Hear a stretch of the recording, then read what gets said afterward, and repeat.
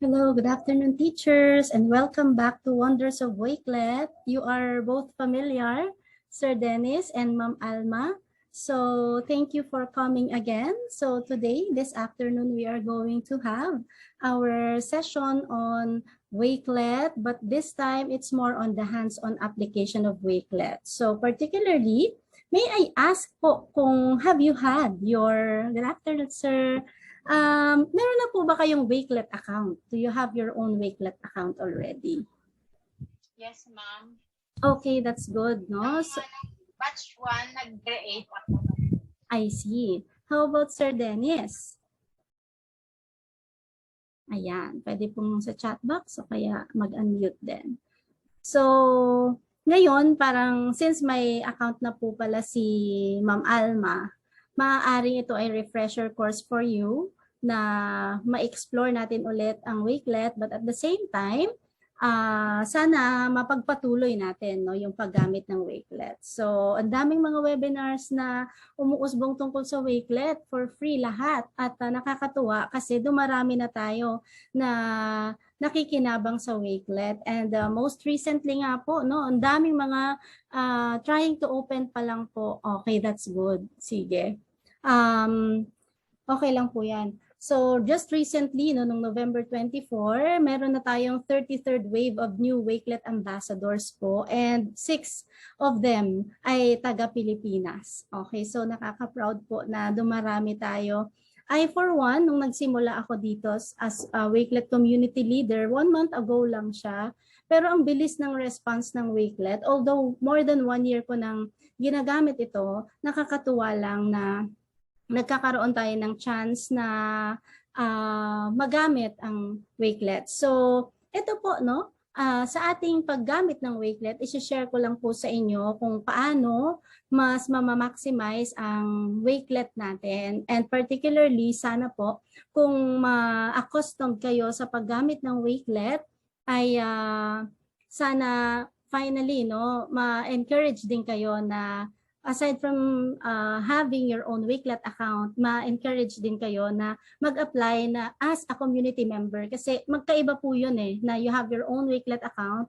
It's also a different thing if you are a community member. So kung nakikita niyo po yung badge dito sa baba, yung kulay purple, it means that you applied or you are accepted as a Wakelet community member. So what is the idea po ba if you become a Wakelet community member? Mismong si Wakelet na yung magpapadala ng mga step-by-step lessons and updates sa iyo para matutuhan at ma-maximize yung paggamit natin ng Wakelet sa classroom natin o kaya sa pagtuturo natin.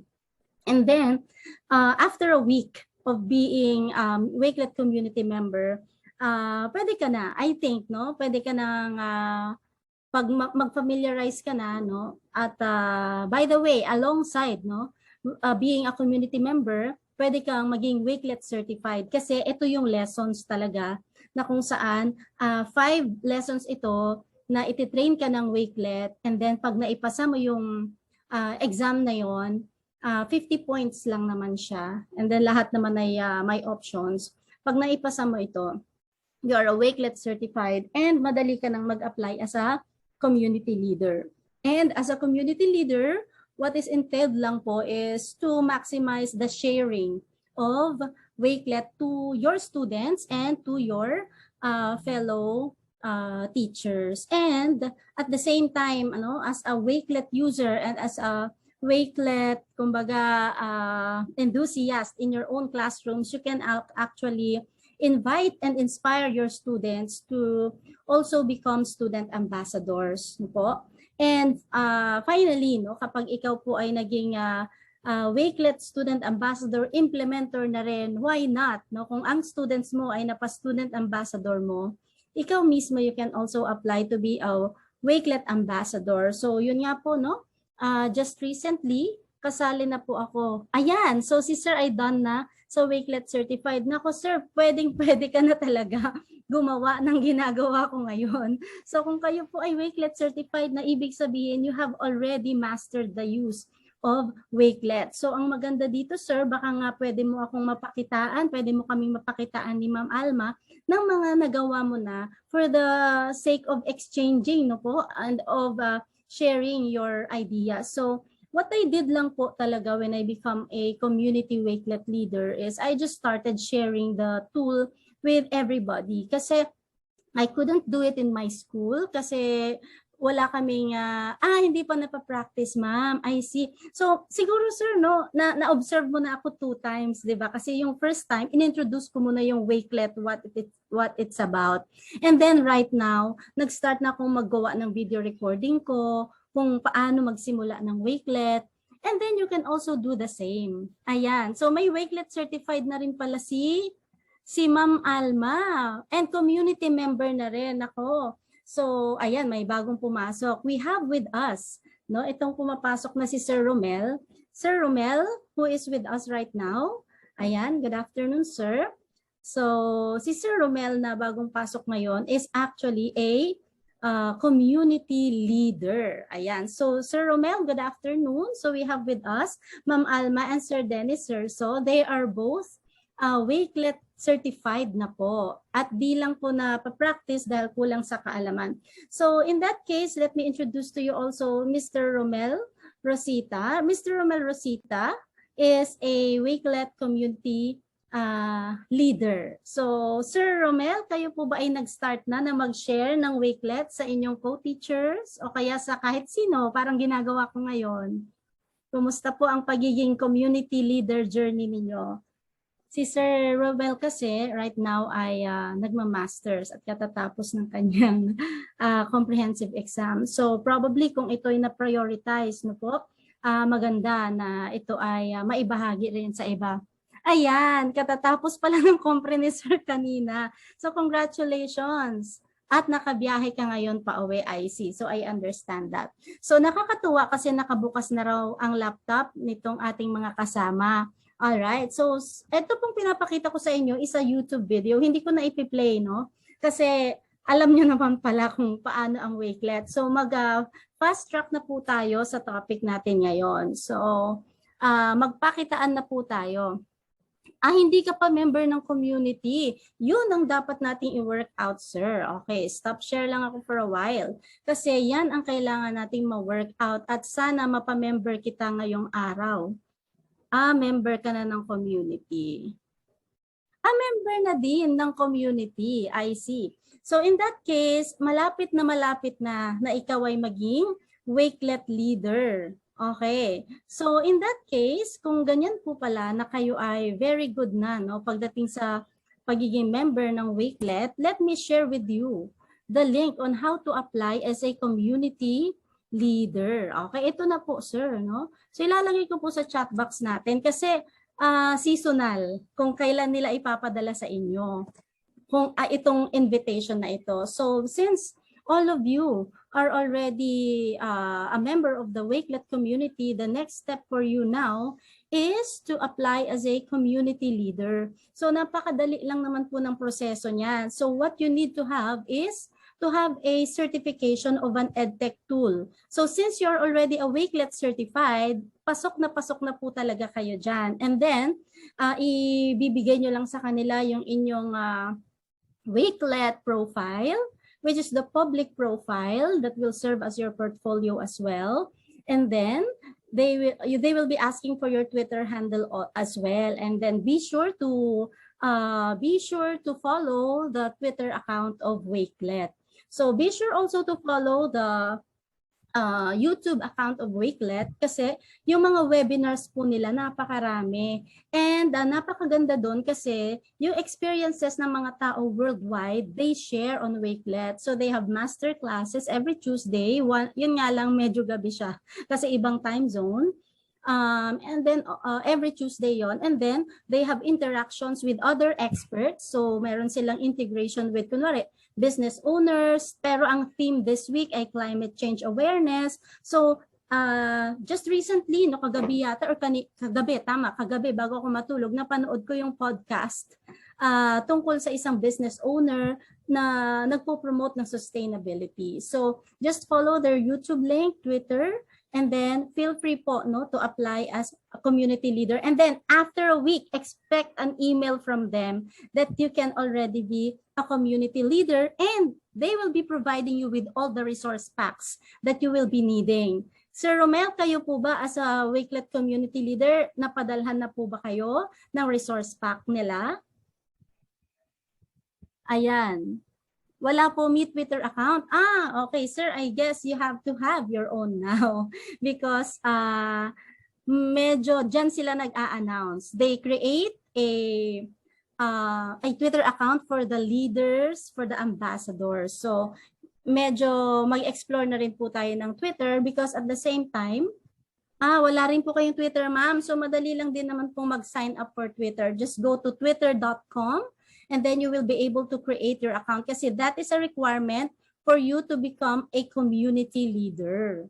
Ayan. And then, community ambassador, and then Wakelet ambassador. Yun nga po, isa po ko dun sa mga naswerte na, ayun, isa po ako sa mga maswerte na napasama doon sa 6 na Filipino na, opo, tomorrow makikreate na si sir, napasama doon sa bagong set of Wakelet ambassadors. And may mga trainings na libre din po na ibinibigay ang group of Wakelet ambassadors natin for the DepEd. So habang kayo ay natututo at lumalalim yung mga exclusive information na kasi bago ibaba yan sa masang Pilipino at mga kaguruan, doon muna sa mga community leaders and ambassadors. So may mga oportunidad po talaga for you na ma-uplift ang spirit mo kasi may mga information ka na ma-share in the service of your fellow teachers.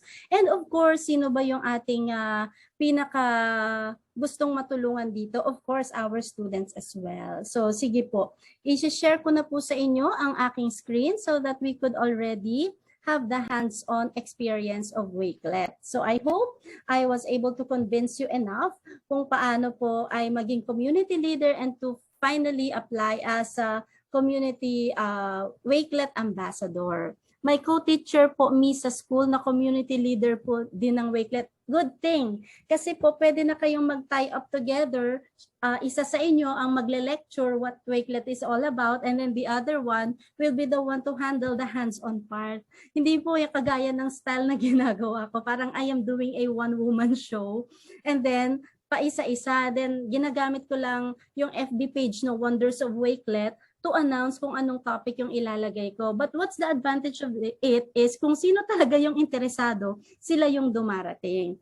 Okay, so since tayo po ay marunong na nga po tayo sa Wakelet at nagsimula na, let me just share with you how Wakelet can be maximized in school. So una po ang nakikita nyo dito sa akin mga kapatid ay ang paano ko ginamit ngayong second semester ang Wakelet. Okay, yes po. Kaka-introduce po sa akin sa Wakelet, ma'am. Okay, very good, sir. Very active. So, ito naman, ang unang magbe-benefit sa akin ay ang aking mga students. So, familiar tayo sa Student Ambassador, di po ba? Ang Student Ambassador Program po kasi ay nakafocus sa digital citizenship. So, yan po talaga yung flagship, kumbaga flagship product ng Student Ambassador Program ay yung digital citizenship, and mayroon po siyang 6 C's. Yun yung curation skill, critical thinking, communication, creativity, collaboration, and citizenship. So dito po, ang ginawa ko sa lesson ko sa senior high school, ginamit ko siya sa mga assessments namin. And dahil may Google Classroom kami, pero marami na kasing co-teachers ko, 10 ang mga subjects ng senior high, 10 rin ang kanilang minomonitor na Google Classroom. For sure, baliw na baliw sila sa pag-monitor ng kanilang assessments. So, luckily, I have Wakelet, a very engaging tool to organize all my assessments for them so that they know when to schedule and what to prioritize for a certain unit. So, ginather ko na po lahat ng aking assessments for Unit 1 of my Filipino sa Piling Larangan class and in-integrate ko na po yan sa 6 C's ng ating Student Ambassador Program. So, syempre Filipino teacher po ako, kaya Filipino rin po yung makikita nyo ditong assessments. So if you notice, nandito yung aking instruction, narito ang formative assessment bilang isa.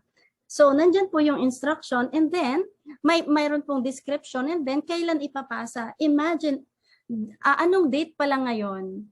November pa lang, pero December 23 pa yung submission nito. Okay po? So ibig sabihin, matagal pa ang submission pero ngayon pa lang, alam na nila kung paano gagawin. And if you notice, in-indicate ko na sa aming task card ay curation skill ang kanilang matututuhan dyan. So kayo din po, teachers, pwede nyo pong magamit ang Wakelet to post your assessments, no po? So kunwari, yan po yung instruction ko sa aking assessment.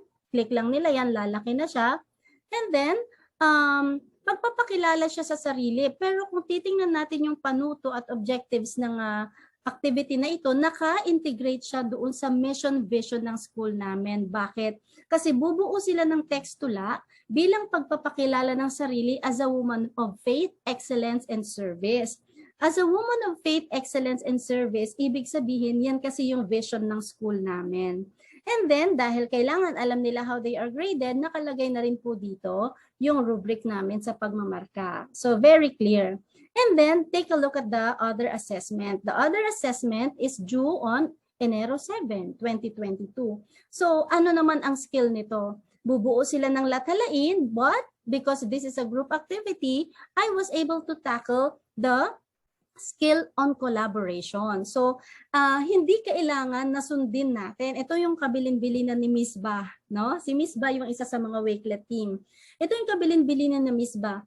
I-empower nyo ang students nyo at i-empower nyo ang sarili nyo as teachers. Hindi kailangan na sundin kung ano yung nandoon, eksakto, kasi pwede nyong gawing guide lang yon para ma-apply sa inyong sariling subject. So for my subject, to apply the collaboration skill, ang gusto ko mag-create ang students ko ng playlist as they explore doon sa mga katutubong likhang sining ng aming bayan, ng ating bayan. So bubuo sila ng playlist and then magsusulat sila ng lathalain about it. Lathalain po ay feature tungkol sa mapipili nilang katutubong likhang sining. So that way, mayroon po silang guide, no? Kung paano yan isagawa. So yung guide na yon, ito po yung Canva link. At the same time, in-unlock ko na rin, ipinakita ko na rin yung mismong instruction. And because I wanted them to do a lathalain, no? So yung format na rin ng presentation ng aking task na ibibigay sa kanila ay somehow nagpapakita na ito ay isang lathalain. So yung format niya, no? Hindi siya yung conventional. So, ganyan po yung expectation sa kanila. So, nandyan na rin po yung mga instructions ko sa paggawa. And of course, hindi natin kailangan kalimutan yung rubrics natin sa pagmamarka. So, this is how I integrate the Student Ambassador Program skills with my own lessons. And bakit naman ito yung naisip ko? Because I wanted all of my students to enjoy the benefits of the Student Ambassador Program while at the same time addressing their problem. What is their problem? For example, this semester, I will be handling 3 sections of ABM students. Lagi nilang sinasabi, scheduling ng tasks talaga ang parang pumapatay sa kanila. Nung first sem, yan daw yung experience nila. So, na-appreciate ng mga students kung maaga pa lang, alam na nila kung ano yung task nila at kung kailan ito isa-submit. And actually, naka-break ang students ko ngayon. But take a look, meron na pong mga students na nag-acknowledge ng aking post sa aming Google Classroom. So this is how I empower myself as a teacher in integrating Wakelet lessons to my own subject area that I am teaching. So, ayan po, no? So, yung buong Unit 1 ko, until the end of January, actually, umabot na nga po ng February itong task, no po, no? So, hanggang February 9 na to yung task. As in, may performance task na po talaga sila. And our performance task is podcast, no? So, saan nila ipe-present ang kanilang podcast? Again, they will create a Wakelet collection for that. And since, no po, ina-advocate natin ang Wakelet sa ating mga students, not only because favorite natin yung tool na ito, but I wanted them to experience the mastery of the tool at malalaman po nila na hindi natin ginagamit yung isang tool dahil lang uso ito. Pero ang in-emphasize ko sa mga students ko, you have to master the tool so that you know that it is safe, you know that you can navigate on it and you can maximize its use and you will be able to learn more on it. Hindi yung paiba-iba tayo ng ginagamit. And since this is the Student Ambassador Program, all the outputs of my students dadaan po sa Wakelet collection. So how do I make sure nadadaan yun sa Wakelet collection? I just created and imported my Google Classroom. I think hindi ko ito na ipakita sa inyo dati. So if you notice, I have all my students here enrolled, and definitely all of them are automatically enrolled to the Student Ambassador Program. Let's take a look at this class, 11 Justice.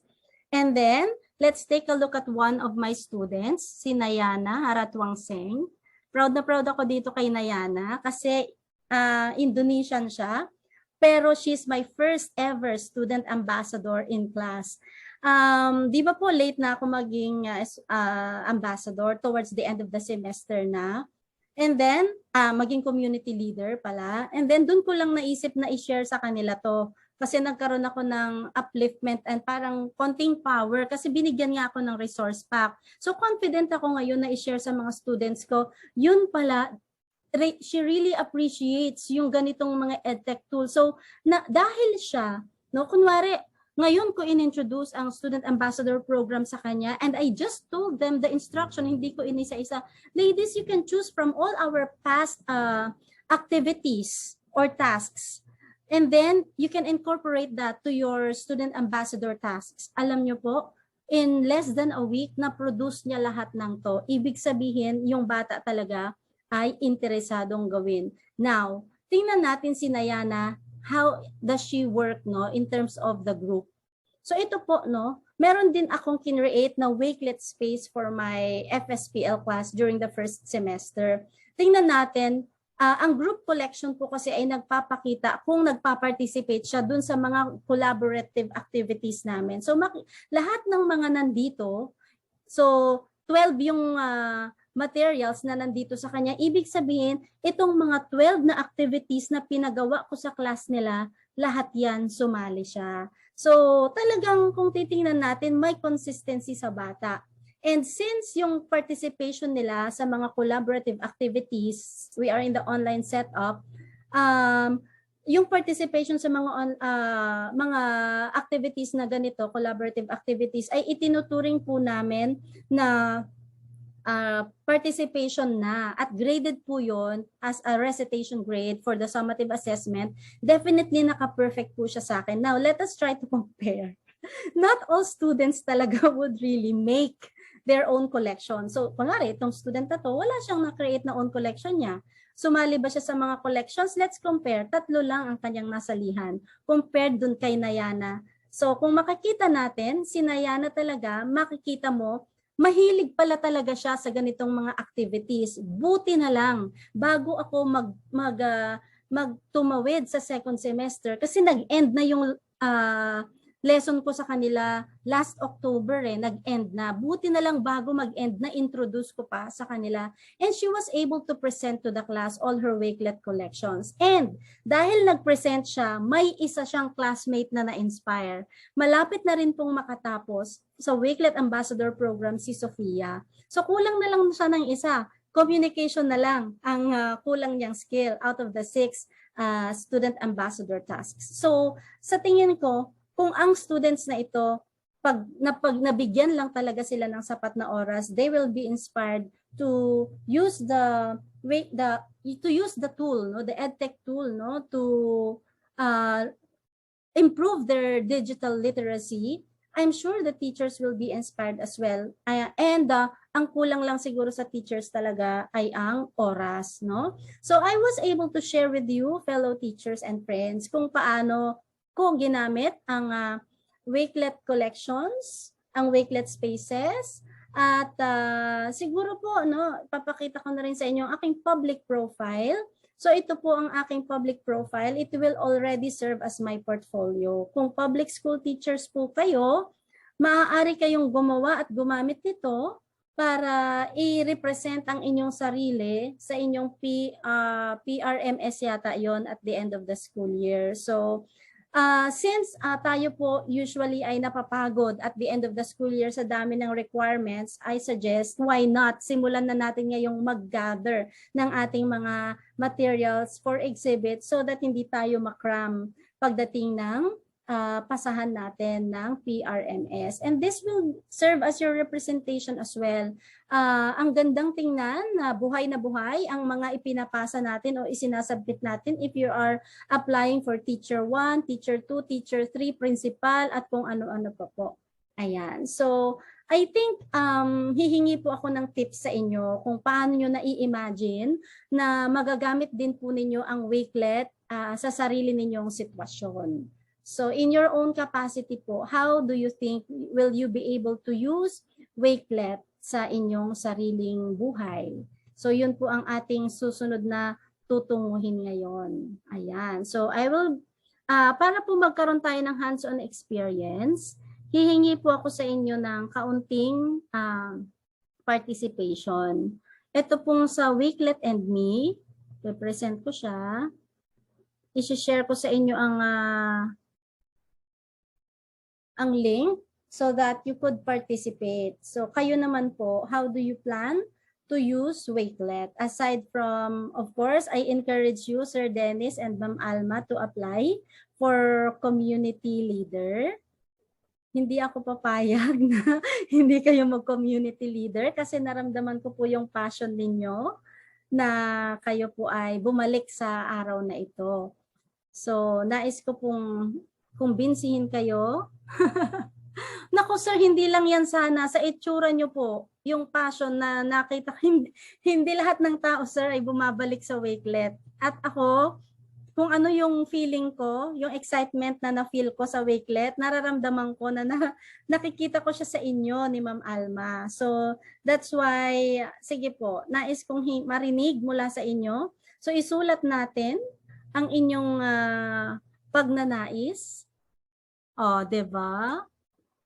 O, isulat po natin sa ating Wakelet collection ang inyong pagnanais na gamitin ang Wakelet sa ating buhay at sa ating improvement pa.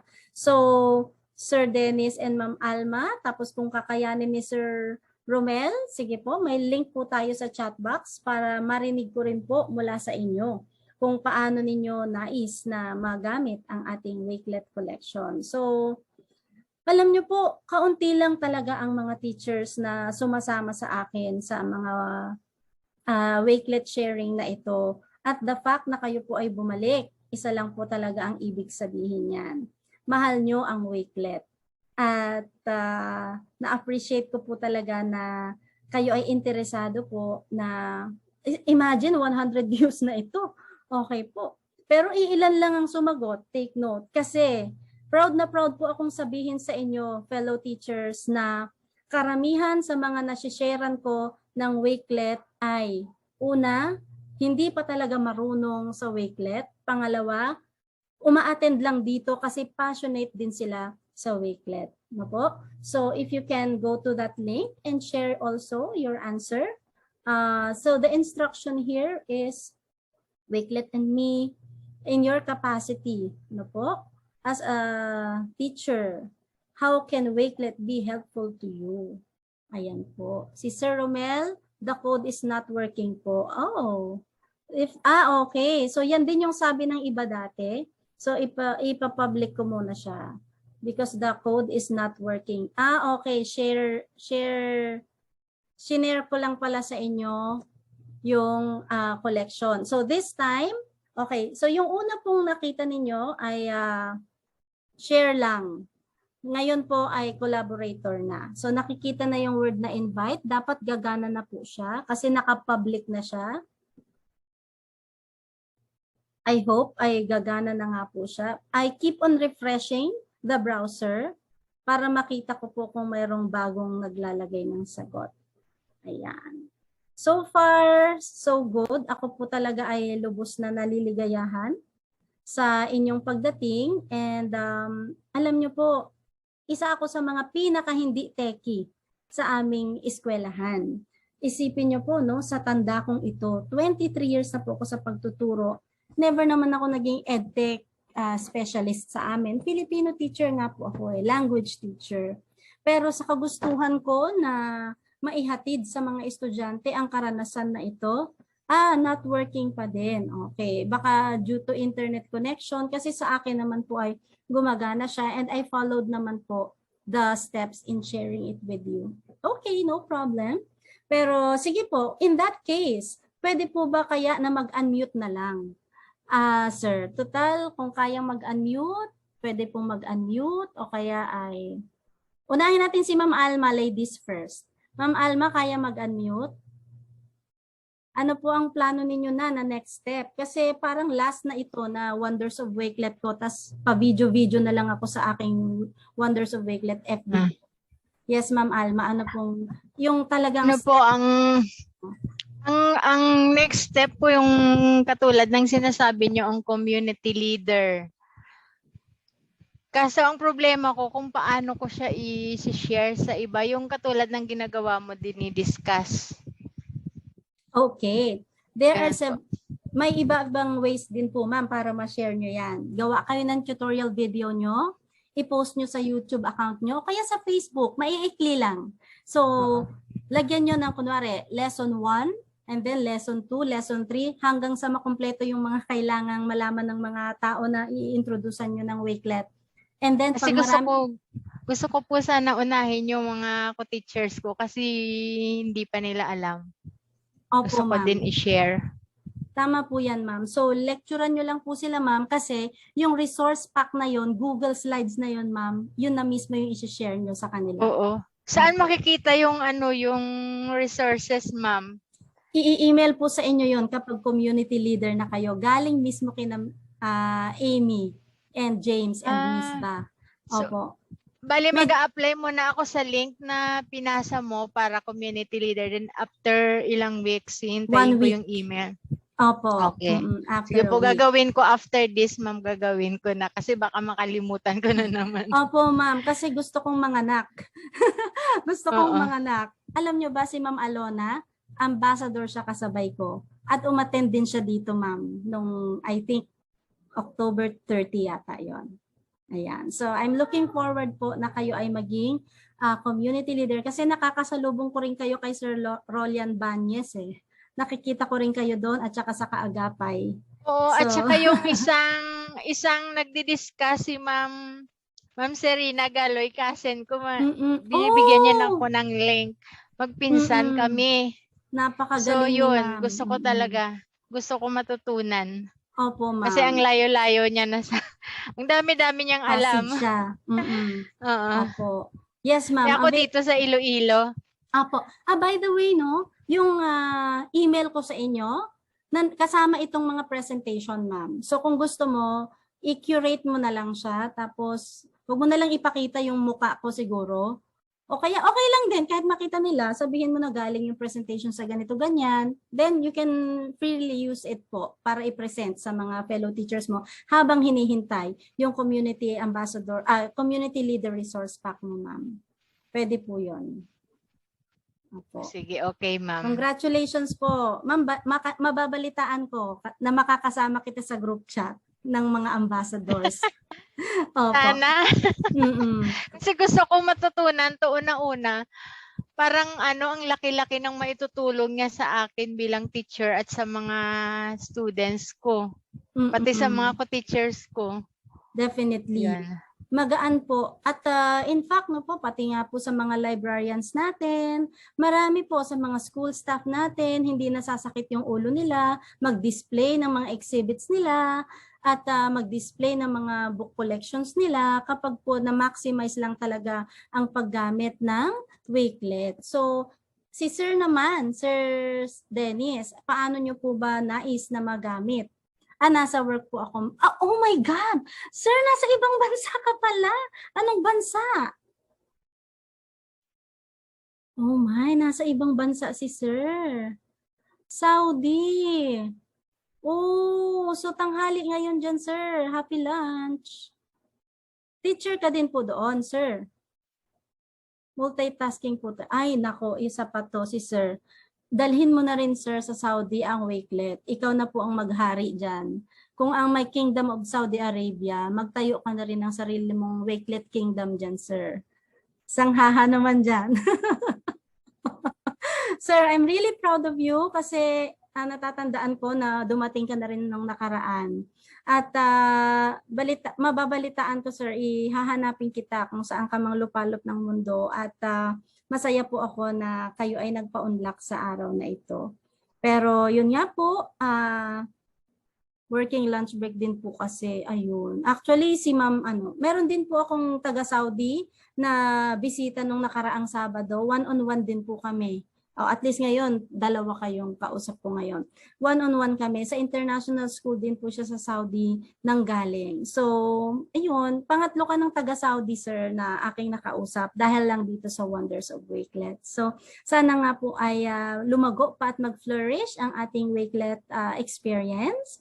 At yun nga, no? Sa paunti-unti na harapan natin, kwentuhan at tsekahan natin tungkol sa Wakelet, mabuo yung confidence natin at yung pag-asa natin na step by step maabot natin yung service na pwede nating maialay sa ating mga co-teachers at sa pagpapagaan din ng sarili nating buhay as teachers. Ayan. So maraming salamat po sa inyong pagdalo ngayong hapon. So continue exploring po the wonders of Wakelet. This might be my last session already na live, yung parang sa Zoom na ito. Yes po, walang anuman. At ako po ay magpo-post na lang sa Facebook page na aking ginawa tungkol sa Wonders of Wakelet, tungkol sa mga possible updates. So, balitaan po tayo. Muli, maraming salamat po sa inyo. Thank you din, ma'am. Opo. Sige po. Paalam at salamat din. Goodbye. Thank you. Bye po. End ko na, sir.